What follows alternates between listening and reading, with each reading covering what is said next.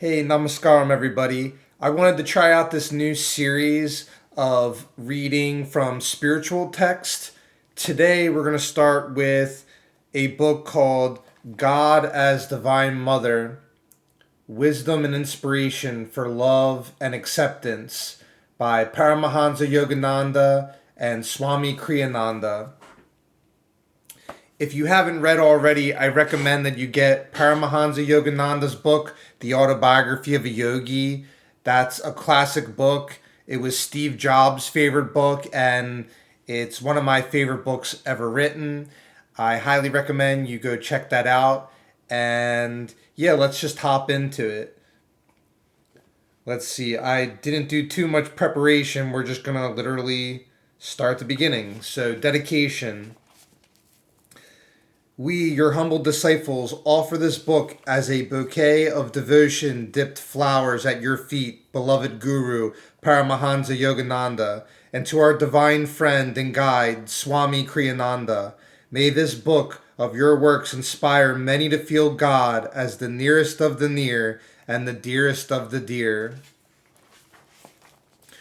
Also, in the description, I should put a link for Isha Kriya, a free meditation practice, and you can practice that whenever you feel like it. There's a lot of benefits to meditation, and just like Yogananda's organization's called Self Realization, so Kriya Yoga or meditation is a means to self realize oneself or realize the essential truth of existence that we all come from God and we're one with God. Yogananda has a beautiful kirtan that's like, I am a bubble, make me the sea. I am a bubble, make me the sea.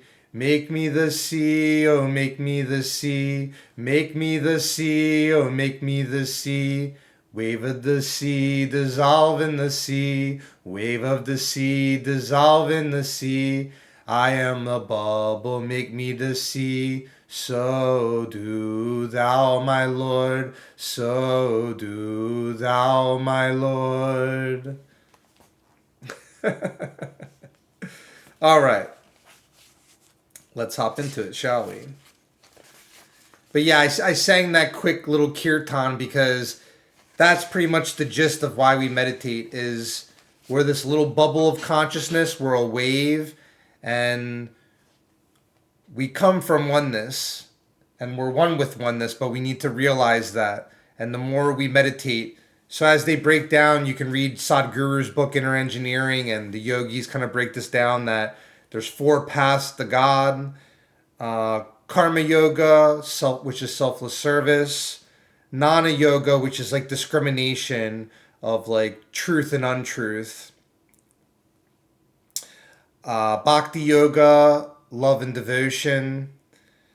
And Kriya yoga, which is transforming the inner energies through meditation and and those practices. So it's also a way to kind of sum that up as like head, heart, body, like being of service, and inner energy. All right, introduction. We all long for a God who loves us exactly as we are, who doesn't judge us, but rather helps and encourages us to achieve our highest potential. In this book, you will discover a compilation of Paramahansa Yogananda's teachings and inspirations on Divine Mother. These teachings are universal. No matter your religious background or lack thereof, you will find these messages of love and acceptance resonating on a soul level. Yogananda referred to God as Divine Mother. He himself worshipped God in the form of Kali, the Hindu goddess representing Mother Nature. However, Yogananda didn't teach extensively about God as Divine Mother. His sharings on her was more through his personal devotions, prayers, and poems. Swami Kriyananda, Yogananda's direct and close disciple, expounded upon the master's teachings and devoted an entire chapter in his book, The Hindu Way of Awakening, to Divine Mother. He also lectured on how to relate to God as Divine Mother and shared thousands of stories about Yogananda, some of which are included in this volume.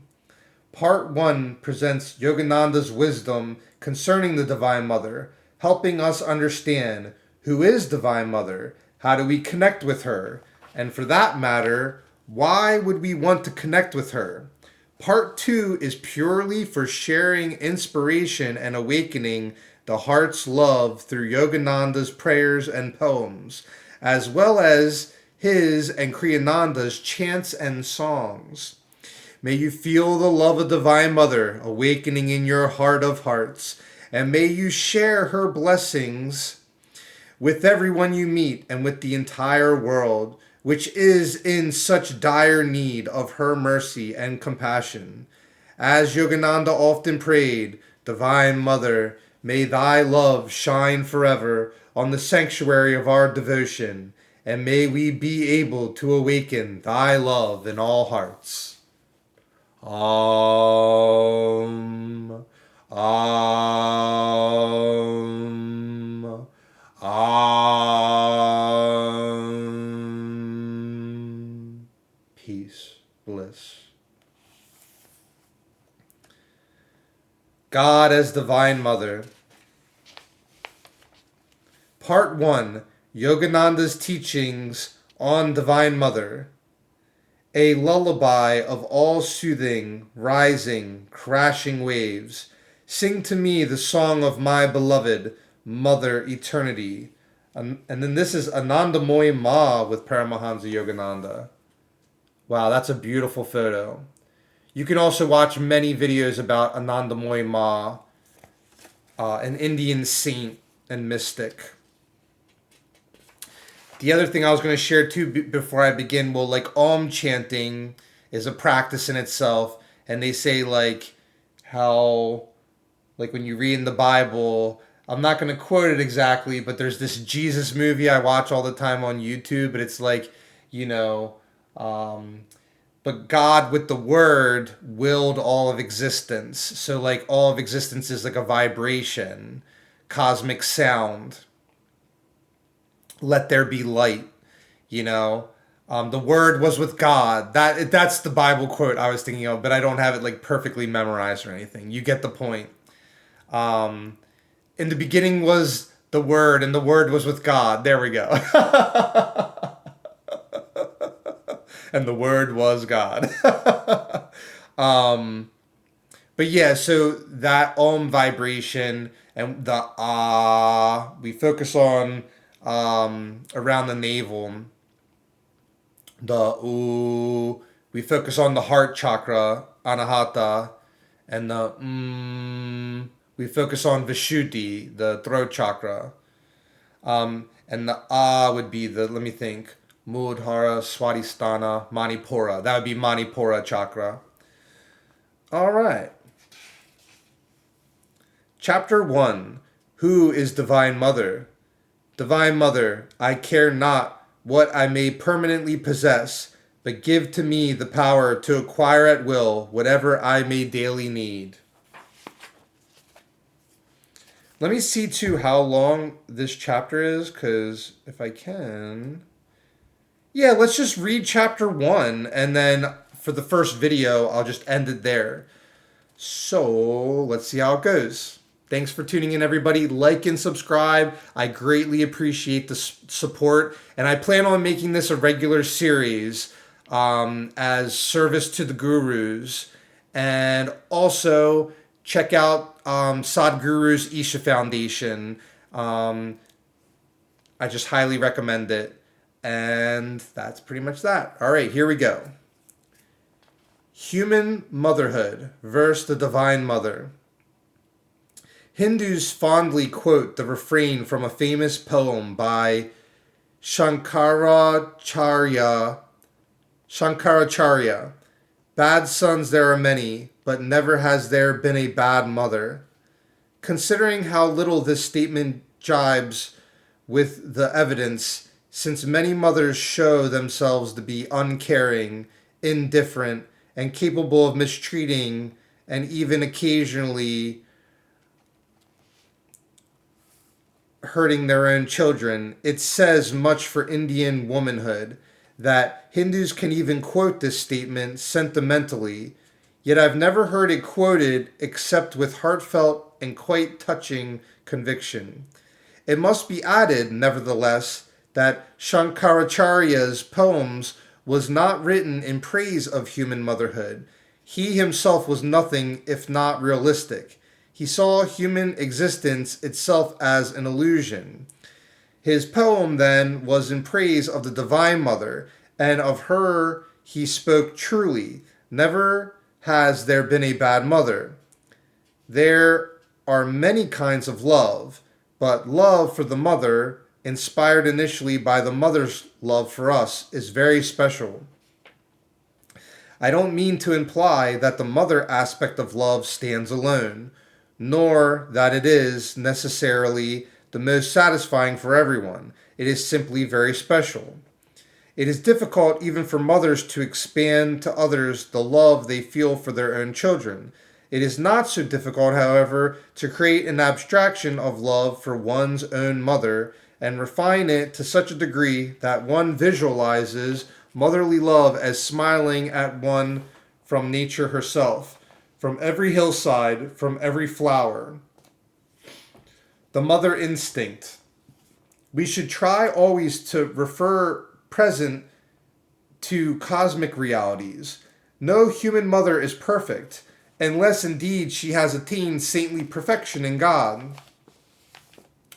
All mothers are, however, channels for the Divine Mother consciousness. Some of them, it must be granted, are clearer channels than others. Some of them, conversely, are quite impure channels. Their selfishness muddies or desiccates with sirocco winds of anger and hatred the flow of pure love. It is women's responsibility to open their hearts to the love that is implanted in them by nature, like a seed, through the miracle of birth. This gift is an irrefractable instinct. Human beings have, unfortunately in this case, the free will to override their own natural instincts. It helps, therefore, to study the instinctual ways of animals. The Divine Mother is the source of the mother instinct. We are her own, as Yogananda prayed, Divine Mother, naughty or good, I am thy child. Thou must release me from this nightmare of delusion. You can pray like that, with confidence, to the Divine Mother, scoldingly if you like, with pressing urgency if you like, demanding of her in ways that you might not dare to address the Heavenly Father. We are her own. She is forever ours. It is easier to establish a relation of mutual trust with the Divine Mother than with God in any other aspect. God in nature. All nature that we behold is the mother aspect of God. In nature we find beauty, gentleness, and kindness. The flowers, birds, and beauties of nature all speak of the mother aspect of God. When we look at all the good things in nature and feel a tenderness rise within us, we are seeing and feeling God in nature. For the devotee, it is natural to worship God in some human aspect, as his Divine Mother, for example. The Father aspect of God represents that part which is aloof from his creation. The Mother is creation itself. Divine Mother is so beautiful, but remember, in her higher manifestation, even that beauty is formless. She is in everything. Her divine, compassionate love is expressed in the raindrops. Her beauty is reflected in the colors of the rainbow. She offers fresh hope to mankind with the rose-tinted clouds at dawn. Above all, be ever conscious of her presence in your heart.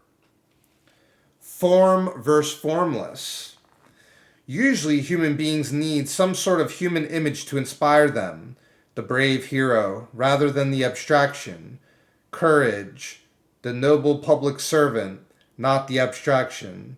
service, the kindly healer, not that indefinite quality, kindness, the wise elder counselor, not the vague abstraction, wisdom, the living person who expresses joy in adversity, not simply joy in adversity, quote unquote. The serenely humble monk or nun, not the somewhat nebulous virtue, humility. We need to think of God, too, as our own nearest and dearest, and not as the cosmic abstraction only, love. With this clearer focus on the divine, we can relax into that calm acceptance which is the foundation of true devotion. God, as an even more abstract concept than love, appeals still less instantly to the heart. We want to know that he or she is love, but then we also want something we can love in more human terms. God is your own higher self, but it helps us to visualize him with a form. In a very real sense, God is neither father nor mother, but in another and broader sense, he is both father and mother, and beloved and friend, and anything you want him to be. Even if all of us defined God as mother, it would still be a different image to each person. It can't be otherwise. There may be a particular image of that infinite consciousness that everybody worships, but even so, it will mean something different to each person according to his or her training and life experiences. It would help everyone to understand that the mother aspect of God is not limited to a specific form, any more than God the Father has the form of an old man with a beard. Ideal worship, not idol worship. Krishna says in the Bhagavad Gita, "In whatsoever form people worship me, I myself accept their offering." Such worship is not idolatry. Idolatry means worship with selfish motive instead of offering oneself to God with expansive aspiration. To worship even a stone is not idolatrous if, through that symbol, one invokes God and views the stone as a reminder of the infinite Lord. To reject images outright in the name of worshiping only God is to be left with an arid heart and mind drifting on a dark sea, directionless, through fogs of abstraction. Mukunda, which is Yogananda's name, worshipped God, especially in the form of mother. Westerners have scoffed at Hindus for what they consider idol worship. In reality, it is not idol worship, but ideal worship. Idol worship means to seek the things of the world, wealth, power, fame, and the like. None but the completely ignorant in India imagine that God is anything but infinite. Still, as God is everywhere, so a spiritual image is a part of that great reality and can help us to focus our attention on him. Everything, when viewed with the eyes of wisdom, becomes a symbol of infinity. It is a window onto the universe, and even though the window needs cleaning, a glimpse of the divine can almost always be caught through it. Ultimately, the symbols in Hinduism, like the symbols in every true religion, are meant to expand our consciousness, to remind us of infinite truths within ourselves. No temple, no church, no synagogue, no mosque, no Buddhist vihara can monopolize truth. Outer forms can only remind us of who we are within. In the highest and truest sense, the human body is the true shrine, for it is within ourselves, first and foremost, that we worship God wherever we sit, kneel, stand, or bow to the ground to pray. And we move about in the world. We are consciously or unconsciously on a pilgrimage. By treating life as sacred, for it is a manifestation of God, our own lives become sanctified. That's really beautiful. The form dearest to our hearts. The classic Hindu symbols for the Divine Mother, Durga, Uma, Tara, Parvati, Kali, Lakshmi, Saraswati, and others, while helpful insofar as they draw our attention to different aspects of the infinite being, are not the images necessarily to which feeling most instantly responds from its innermost being, as to an ancient memory. When it comes to giving our unconditional love to God as our Divine Mother, the most meaningful image we will always be that which is most meaningful personally to ourselves. Whatever image we hold dearest in our hearts, then we should accept as our own. We should then view that consciousness as loving us transcendentally, unconditionally, as wanting nothing from us in return but our own true and highest good. Wow. Going beyond form. Hinduism doesn't tell us in what specific form to visualize the Divine Mother. Excuse me. Indeed, it tells us to go beyond images, to visualize her with expanding love in the world around us, in the flowers, in the sunset, in everything that seems to us most touching, beautiful, and inspiring. Then, it tells us, intuit her smile behind our every lofty sentiment, and finally visualize her as Nirakara, formless. The Divine Mother is hidden just behind the dawn, sun, night, thoughts, feelings, pride, and wisdom which you daily experience. During your daily experience, always think of Divine Mother. All right, so that is the end of chapter 1. And yeah, that was a lot of fun. This is the first time I've done something like this. Let me put a bookmark in here. A quick little reflection before I end the video. I didn't really plan any of this too much. But I was going to say I bow before God, Christ, and gurus. So something I just want to share just from my own testimony of life is something that I've been reflecting on a lot lately is the importance of living consciously and therein humility. And what I mean by that is through meditation and if we study the Bible or any spiritual text that and focus on our breath and we look at the reality of life, the truth of life, of this interconnectedness and our reliance on water and bread and the breath, breathing. When we become conscious, we naturally should become humble if we really look at it, because we rely on God for everything. And I think like Maya or delusion or like distractions in life, just like all of the outer stuff, it's very easy to get distracted and deluded by things where we can develop pride or too much self-importance. And even if it's something like playing video games too much, or I don't really watch any TV. I only watch like YouTube where I can pick what I'm watching.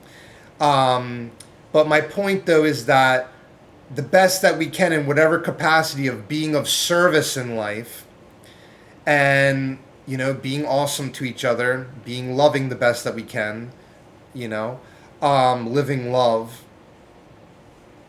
But to really kind of like bow before everything or to work or aspire towards constant awareness and reminder of God in whatever capacity that you worship it, whatever you view as the highest, but just consciousness, just existence. And if you look at how interconnected nature is, and how I said the breath, they say that the spirit, the soul to the spirit, breath is that connection between body and soul. And we want to expand all these different aspects, how I said before, the Kriya, the Jnana, the Karma, and the Bhakti. We want to use all of those instruments that we have to expand our consciousness and to expand our understanding and to live in wisdom. It's easier said than done, but we must continue, no matter how many times we fall on the spiritual path and make mistakes, that we need to keep getting back up and striving for what's good. And this leads into another thing, and then I will try to end the video after this, but I just really urge, and I think it's very, very important to, for instance, like I'm just going to give some like flat out examples from my own life that, you know, I used to watch a lot of like boxing and different like, you know, mixed martial arts stuff and all that, mainly for like entertainment. And to a certain extent, sometimes things can serve a place. I don't want to like judge it, but at the same time, I think, and I sort of know this, that in a lot of like society and the media, if you even look at it like when you do watch YouTube and the ads that pop up, everything is like focused on like a fear of missing out, which I'd almost consider that like a satanic force. That is like what is the devil in the world, is like anything that makes us feel less, that makes us lust or crave and desire in an unhealthy way, not the basic needs that we need. And too much on materialism, not turning within, not focusing on God. Just like this book said, those are the false idols. But I notice it's so prevalent and it's all over the place in society. Like, and also I'm totally, you know, things like TikTok and all that stuff, I don't do it, never will do it. It's like brain rot. It's not good for you. And it's because it's like nothing, like it's so much better to like get a good book and like sit and read it, or listen to someone that you see as a mentor spiritually and sit and listen to their video and practice it, reflect on it. But it's kind of like, but yeah, just what we listen to, what we watch, it can be kind of like a slippery slope. Same with drugs and alcohol. I wish to kind of preach that message of, you know, remaining sober and clean, simple and clean.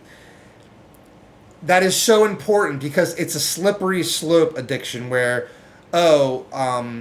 someone, you know, may get high or smoke marijuana, and especially it's like a coping thing where usually people that do that, it's to deal with some deeper thing, to fill some void, but it never fills it.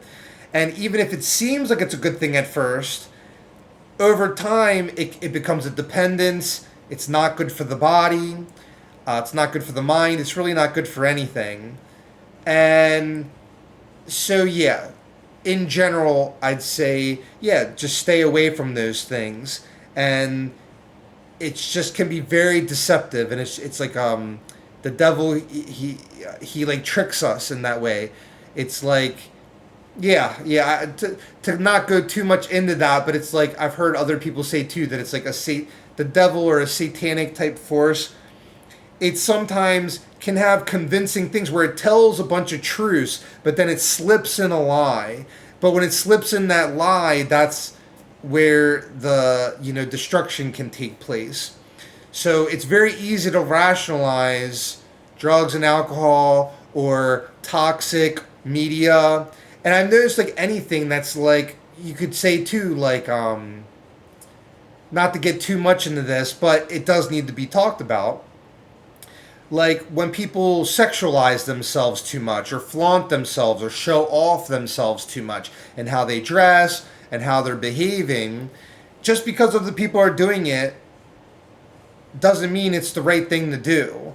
And it's it's not healthy. It's not like spiritually sound. And it's another one of those things that it's just, it serves a place for, to create a family for those that are called to do that. But in general, I feel like people need to start turning within more and finding their joy within more. And God is the only joy that is going to give you everlasting joy. Jesus Christ, Yogananda, Sadhguru, Lahiri Mahashaya, Sri Yukteswar, all these gurus, the Buddha, um, all these gurus and masters, they became one with God.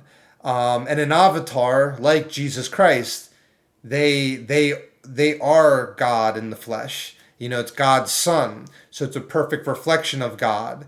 And so I don't want to get too off track, but it is all connected because we should be striving to be more godlike, and to have that consciousness and humility. That's why meditation every day is so important before we go out into the world.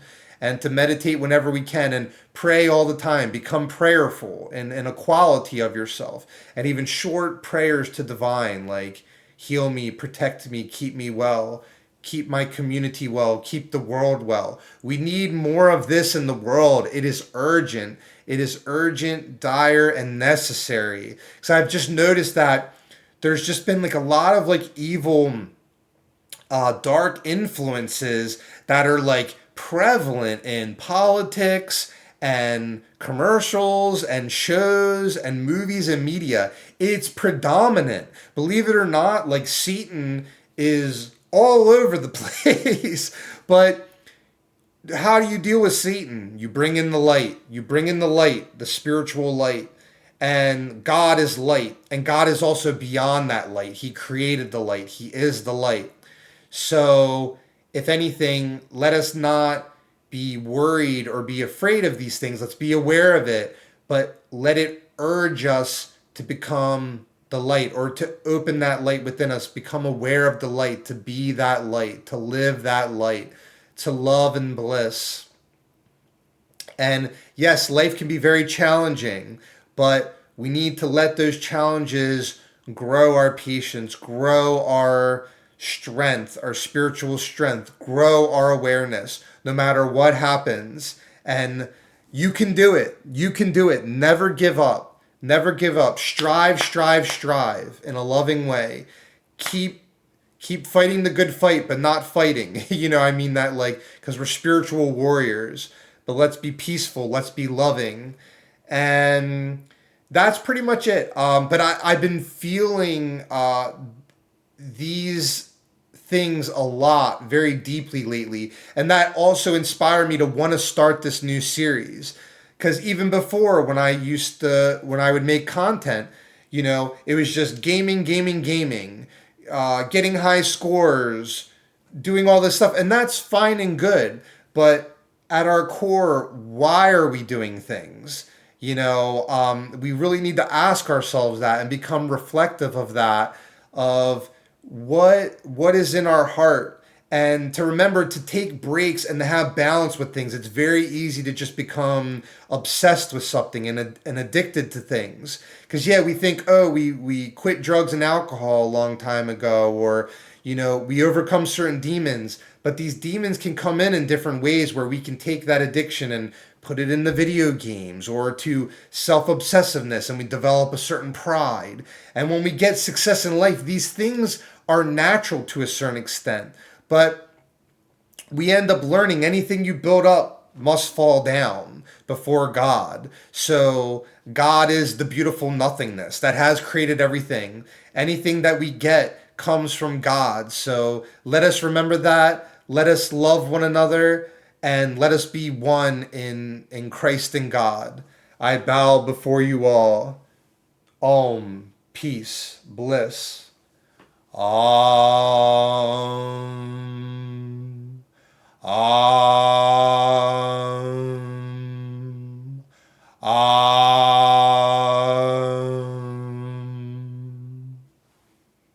Om.